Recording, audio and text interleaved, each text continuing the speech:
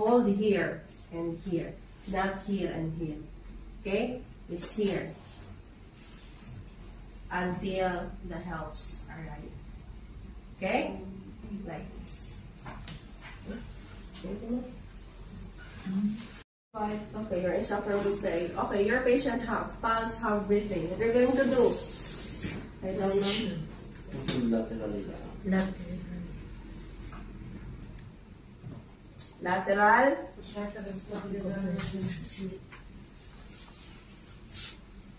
Lateral. When you will hear patient, then after, do not touch the patient. Patient, clear. Clear. Okay? Then she will do, press the shock button. Always remember, because this one is, she's checking. So she will do the instruction, patient, clear. Clear.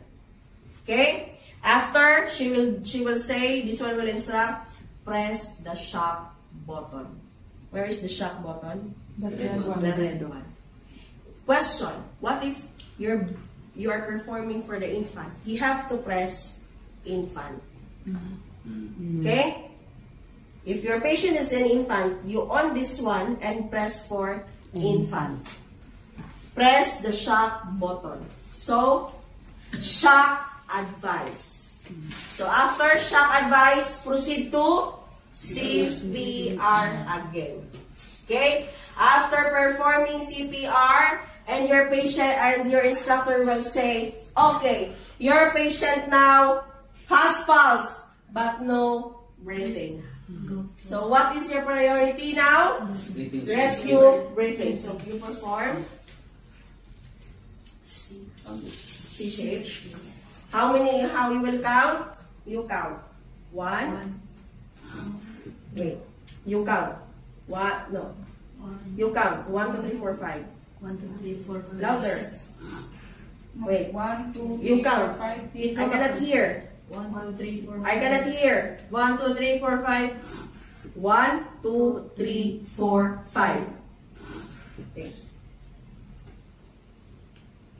Okay. Again. 1, 2, 3, 4, 5. No. 1, 2, 3, 4, 5. Okay. Wait.